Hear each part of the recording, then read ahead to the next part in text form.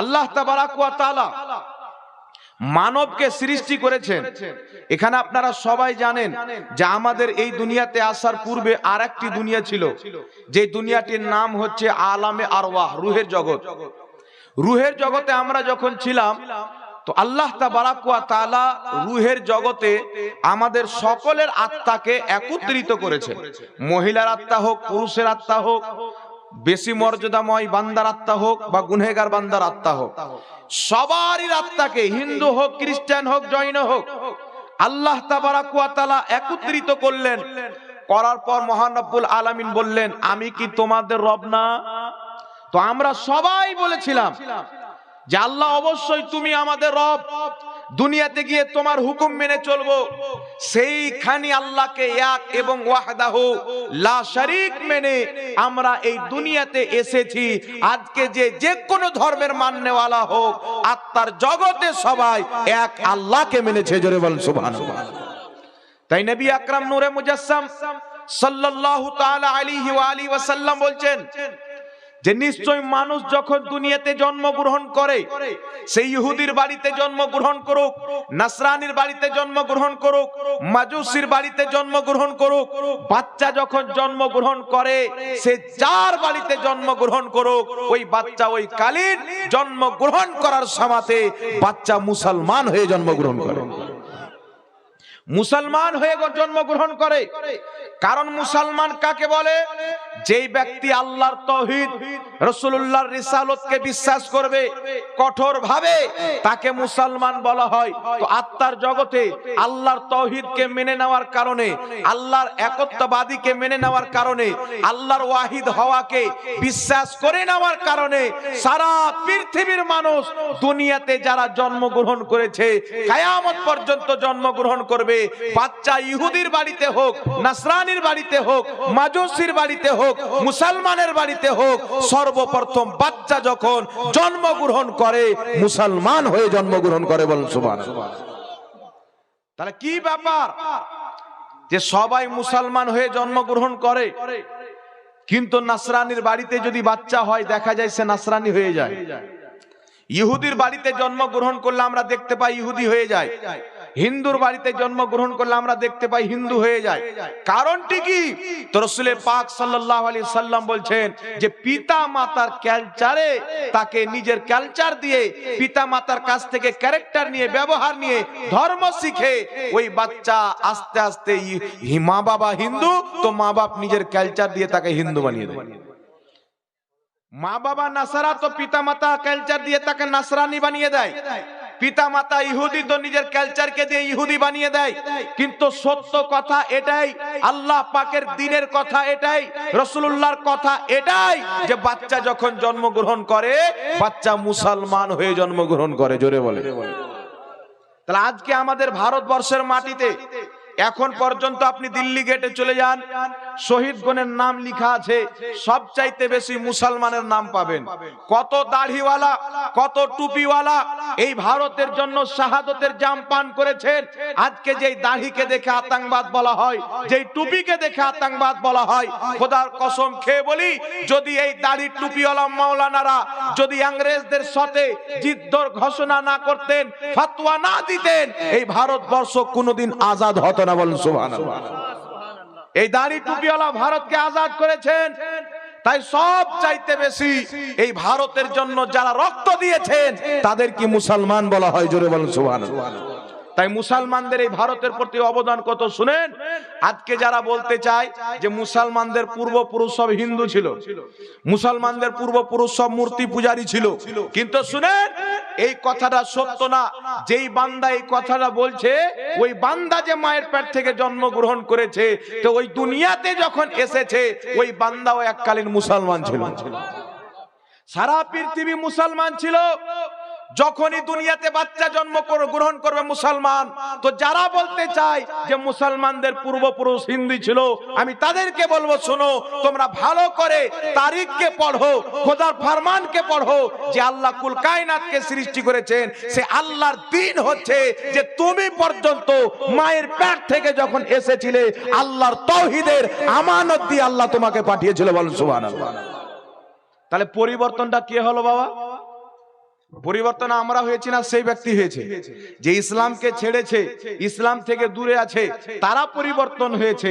তার কারণই হচ্ছে আপনি ইহুদি ধর্মের কিতাব পড়েন, নাসরানি ধর্মের কিতাব পড়েন, হিন্দু ধর্মের কিতাব পড়েন, এদের ধর্ম কিতাব থেকে স্পষ্টভাবে প্রমাণ করা যায় যে দুনিয়াতে একটি ধর্ম হচ্ছে সঠিক ধর্ম, যে ধর্মটির নাম হচ্ছে ইসলাম। জোরে বলেন।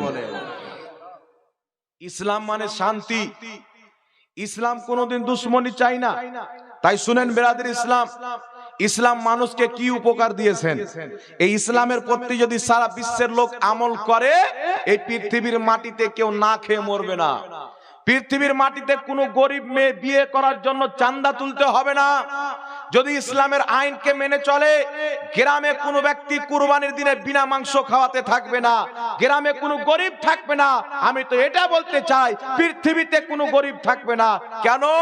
ইসলামের মধ্যে নিয়ম রয়েছে, ইসলামের কিছু কায়দা আল্লাহ তাবারাক ওয়া তাআলা দান করেছেন। মহান রব্বুল আলামিনের প্রিয় হাবিব সাল্লাল্লাহু আলাইহি ওয়াসাল্লাম বলছেন, বুনিয়াল ইসলাম আলা খামসিন, ইসলামের ভিত হচ্ছে পাঁচটি জিনিসের উপরে।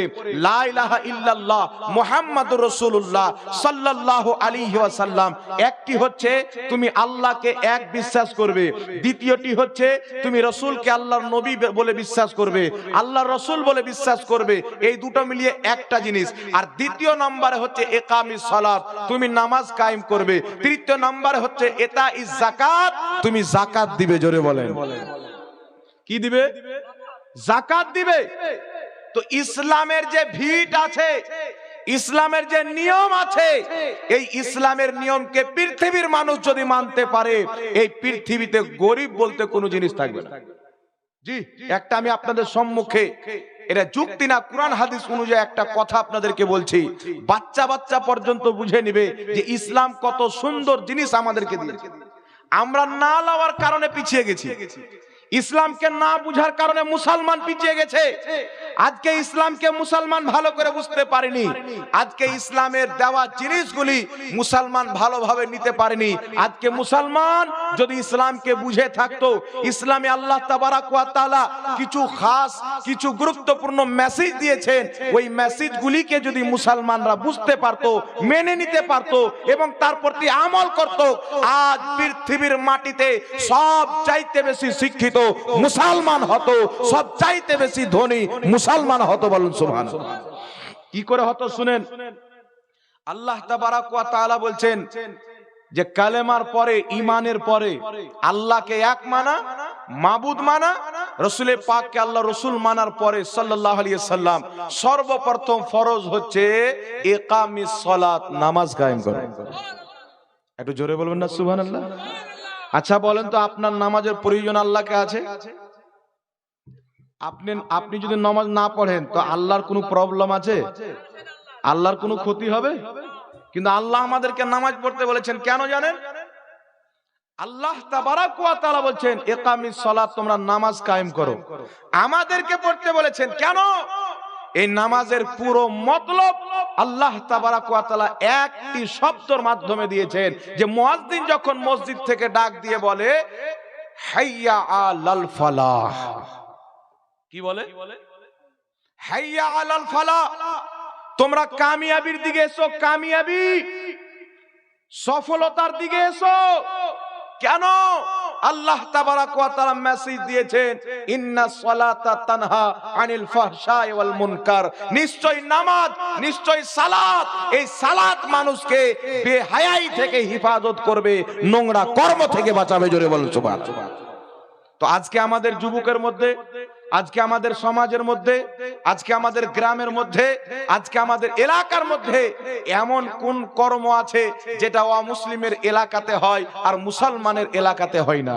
আজকে অমুসলিমের এলাকাতে শরাব পান করা হয়, কিন্তু দুঃখিত আমাদের মুসলিম সমাজে শরাব পান করা হয়। আজকে অমুসলিমদের এলাকাতে বিনা বিবাহতে যুবক যুবতী একা কথাবার্তা বলে, আজকে আমাদের সমাজে সেটা পরিচালিত হয়েছে। আজকে তাদের সমাজে যা পাওয়া যায় আমাদের সমাজে তা পাওয়া যায়। তারা জন্ম নিল, তাদের ধর্মে কি আছে না আছে আল্লাহ জানে। আমি কোন ধর্মকে খারাপ বলছি না, কারণ আমার আল্লাহ বলেছেন লাকুম দীনুকুম ওয়ালিয়া দিন, তোমরা তোমাদের দিন পালন করো, আমরা আমাদের দিন পালন করব, কোনো ঝামেলা না। জোরে বলেন না সুবহানাল্লাহ। এই মেসেজ ইসলাম ছাড়া কেউ দিয়েছে? ইসলাম ছাড়া কেউ দেয়নি। কারণ ইসলামের পয়গাম্বর হচ্ছে রাহমাতুল লিল আলামিন। আল্লাহ যখন নবীকে পাঠালেন তো রব্বুল আলামিন বলছেন আমি আমার নবীকে কি বানিয়ে পাঠিয়েছি? আল্লাহ বলছে রহমত বানিয়ে পাঠিয়েছি। কার জন্য? আল্লাহ বলছেন শুনো, শুধু মুসলমানের জন্য না, ওয়ামা আরসালনাকা ইল্লা রাহমাতাল লিল আলামিন, আমি সারা কুল কায়নাতের জন্য পাঠিয়েছি। বল সুবহানাল্লাহ, সবার জন্য। তাই বিরাদর ইসলাম শুনেন, আজকে অমুসলিমদের এলাকায় যা হয় আমাদের হয় কি হয় না?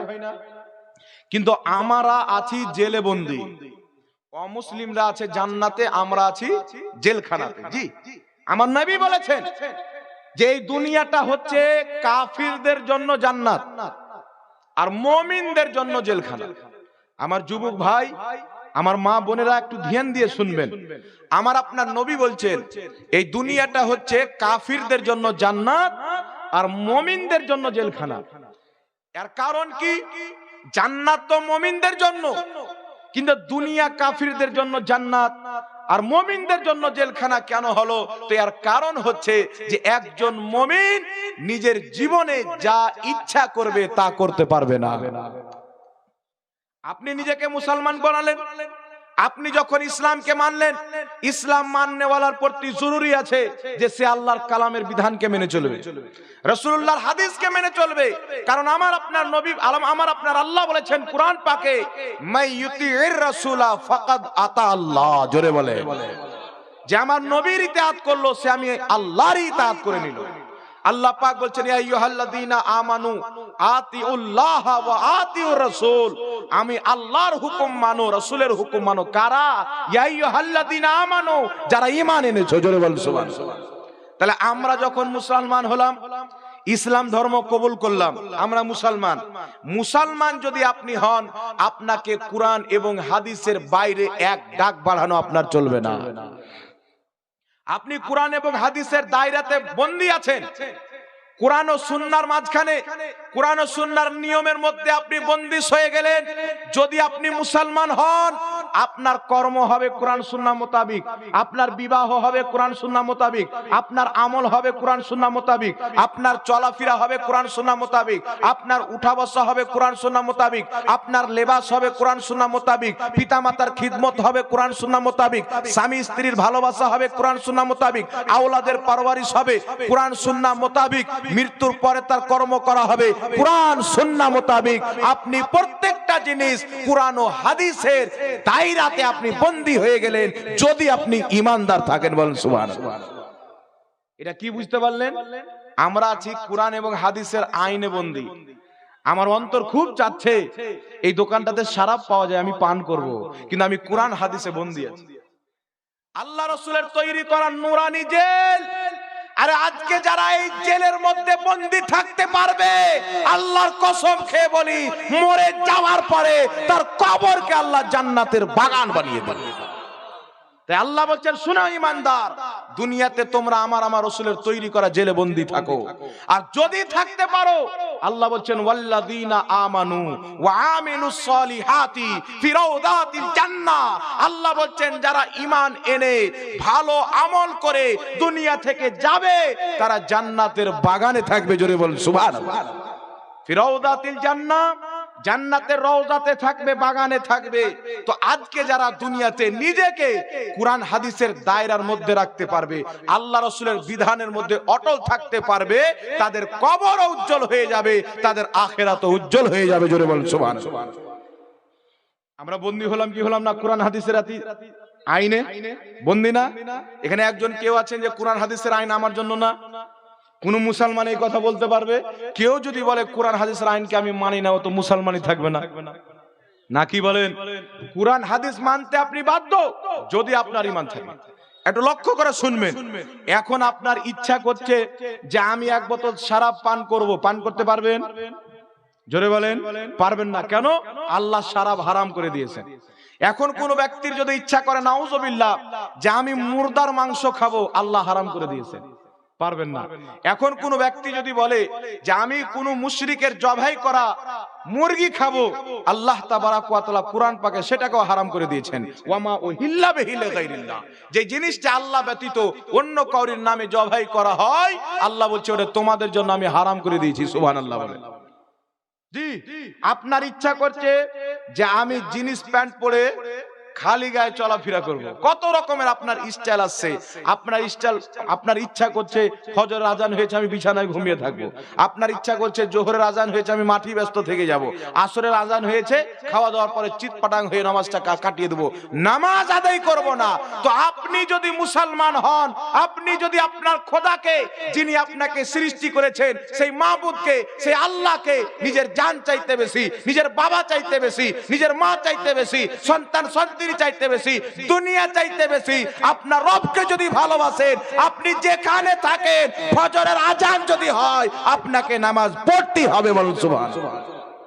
জোহরের আজান হয়, আপনার মাঠের কাজ বন্ধ করে এসে আপনাকে নামাজ পড়তে হবে।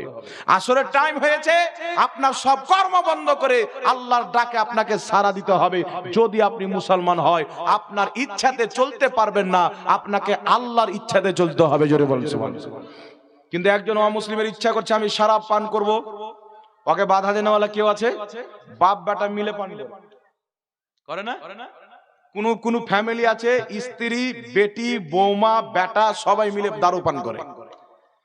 কোন ফ্যামিলির লোক আছে তাদের মধ্যে অবৈধ কর্ম আরো বিভিন্ন রকম জিনিস আছে যেগুলো আমাদের ইসলাম সাপোর্ট করে না, অ্যাকসেপ্ট করে না। সেইগুলো জিনিস তাদের মধ্যে হচ্ছে বাধা দেনেওয়ালা কেউ নাই, কারণ তারা আল্লাহ আল্লাহ রসুলের দ্বীনের মধ্যে বন্দিশ হয়নি। আল্লাহ আল্লাহ রসুলের দ্বীন কুরআন ও সুন্নাহর আইনের মধ্যে আসেনি। কারণ একজন বান্দা যদি 40 বছর অমুসলিম থাকে, সেই বান্দা যদি 40 বছর পর্যন্ত অমুসলিম আছে, 40 বছর পরে আল্লাহ হেদায়েত দিল, সে কলমা পাঠ করে মুসলমান হলো, তো 40 বছরের নামাজ তাকে ঘুরাইতে হবে না। কেন? তার কাজ ঈমান ছিল না, তার উপরে নামাজ ফরজ ছিল না। বুঝতে পারছেন কথা আমার? তাকে ওই নামাজগুলি পড়তে হবে না। যেই দিন সে কলমা পাঠ করলো, সেই দিন কলমা পাঠ করার পরে সঙ্গে সঙ্গে তার প্রতি লাগু হয়ে গেল ইকামিস সালাত ইতাইজ যাকাত। জোরে বলুন সুবহানাল্লাহ। নামাজও লাগু হয়ে গেল, রোজাও লাগু হয়ে গেল, যাকাতও লাগু হয়ে গেল, হজও লাগু হয়ে গেল। যেটা যখন ফরজ হবে তাকে সেটা পালন করতে হবে। কিন্তু এখন কলমা পড়েনি, অমুসলিম আছে, ইসলামের কানুন তার প্রতি লাগু নাই। এখন অমুসলিম আছে, ইসলামের কানুন তার প্রতি লাগু নাই। কিন্তু আল্লাহু আকবার কবীরা, আল্লাহ আমাদের প্রতি কত মেহেরবানি করেছেন, আমাদেরকে কত চয়েস করেছেন, পছন্দ করেছেন, যে আল্লাহ তাবারাক ওয়া তাআলা আমাদেরকে পিতাও মুসলমান দিয়েছেন, মাতাও মুসলমান দিয়েছে। জোরে বলুন সুবহানাল্লাহ। আমরা মুসলমান হয়ে মুসলমানের বাড়িতে জন্মগ্রহণ করেছি, এটা আল্লাহর রহম না? আল্লাহ চাইলে ইহুদির বাড়ি পাঠাইতে পারতেন কিনা? জি, ইহুদির বাড়ি যদি পাঠিয়ে দিতেন কি করতেন? খোদা না খাস্তা, নাউজুবিল্লাহ বলে বলছি, মসজিদে আকসার নিয়ে টানাটানি করতেন, মুসলমানদের রক্ত বের করতেন, কত বড় জুলুম অত্যাচার পাপের কাজ করতেন। আল্লাহ আমাদেরকে ইসলামের মধ্যে রেখে অত্যাচার থেকে হেফাজত করেছে। জোরে বলেন সুবহানাল্লাহ। তো আমরা দায়রাতে বন্দী আছি। এইবার চলে আসছেন বিরাদর ইসলাম, এমন এমন কর্ম আছে যেগুলো অমুসলিমের মধ্যে হয়, আমাদের মধ্যে হয় কি হয় না? জোরে বলেন। এই যে আমাদের মধ্যে বর্তমান জামানাতে একটা খাস করে যে কি বলে আপনাদের বাংলাতে ভালোবাসা উঠেছে। যুবক যুবতী স্কুলে গিয়ে পড়াশোনা হোক চাই না হোক, ভালোবাসাটা যেন হয়। আর মমতা খালা আমার, সুবহানাল্লাহ, এই যে মোবাইল নাই, জি, পড়া ঘোড়ার ঘাস, মোবাইল লিয়া কর চাষ। মোবাইল দিবে, সাইকেল দিবে, আর যদি দরকার পড়ে তো আপনাকে রিচার্জও করে দিবে। পড়াশোনা হোক চাই না হোক, প্রেম ভালোবাসাটা যেন হয়। কিন্তু এই প্রেম কি শরীয়তে বৈধ? জোরে বলেন। আরে শুনেন, শরীয়তের বিধান হচ্ছে কোন মহিলা তার বাড়িতে এত জোরে কোরআন যেন না পাঠ করে যে তার পড়োশি সেই তার তিলাওয়াতের আওয়াজ শুনতে পাবে, এটাও তার জন্য হারাম আছে। বলুন সুবহানাল্লাহ। তো একজন মহিলা যখন জোরে কোরআন তিলাওয়াত পাঠ করতে পাবে না, ওর পড়োশি যেন তার আওয়াজ না শুনতে পায়, তাহলে আপনারা বলেন সেই মহিলা যদি কোনো পরপুরুষের সঙ্গে, খালারা ভাইয়ের সঙ্গে, মামারা ভাইয়ের সঙ্গে যদি কেউ কথা বলে, এটা হালাল হবে না হারাম হবে? তাহলে এটা থেকে সমাজকে বাঁচাতে হবে কি হবে না? তাই শুনেন, আমি কিছু বার্তা আপনাদের সম্মুখে দিয়ে দিচ্ছি, আল্লাহ করুক সবাই যেন বুঝে যায়।